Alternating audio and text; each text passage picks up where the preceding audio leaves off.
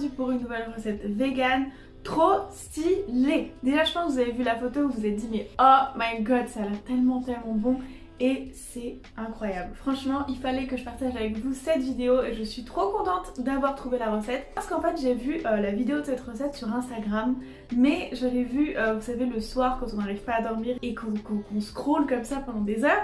Et donc j'ai vu cette vidéo et c'était très court, c'était super rapide et c'était en coréen. Et le pire dans tout ça, c'est que je ne l'ai pas mis dans mes favoris. Et comme le titre était écrit en coréen, bien évidemment, je ne l'ai pas du tout retrouvé. Mais j'ai réussi à refaire la recette, en tout cas à faire un truc super.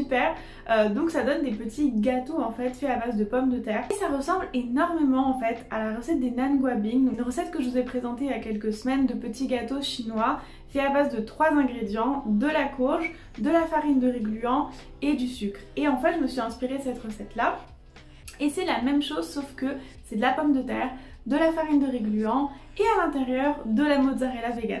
Et c'est trop bon. Alors c'est un peu sucré salé, donc si vous n'aimez pas ça, tout simplement vous enlevez le sucre. Et je sais aussi que dans la vidéo, elle utilisait 2 farines.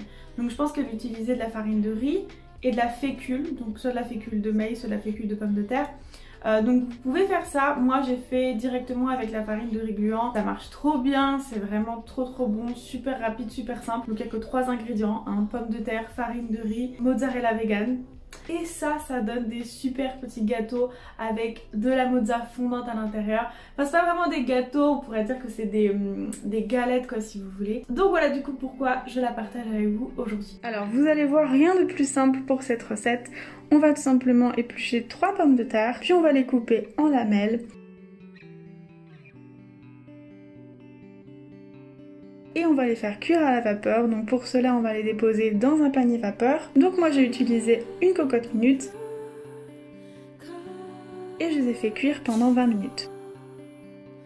Ensuite quand elles sont bien cuites, bien tendres, on va les mettre dans un bol avec une bonne pincée de sel et une cuillère à soupe de sucre.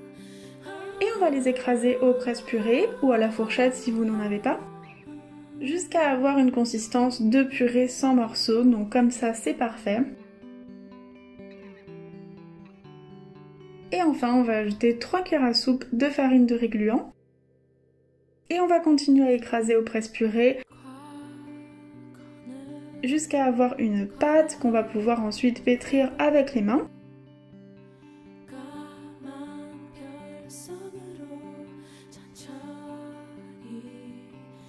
Puis on va transférer la boule de pâte sur un plan de travail et on va prendre une partie de la pâte et former des petites boules entre nos mains, qu'on va ensuite creuser avec notre pouce.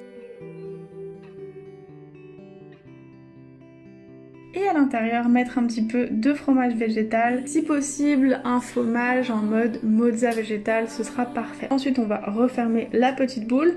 Alors ça c'est vraiment la partie la plus difficile de la recette, mais à force de le faire vous allez voir ce sera de plus en plus facile. Et on va donc refermer la boule et on va faire ça ainsi de suite.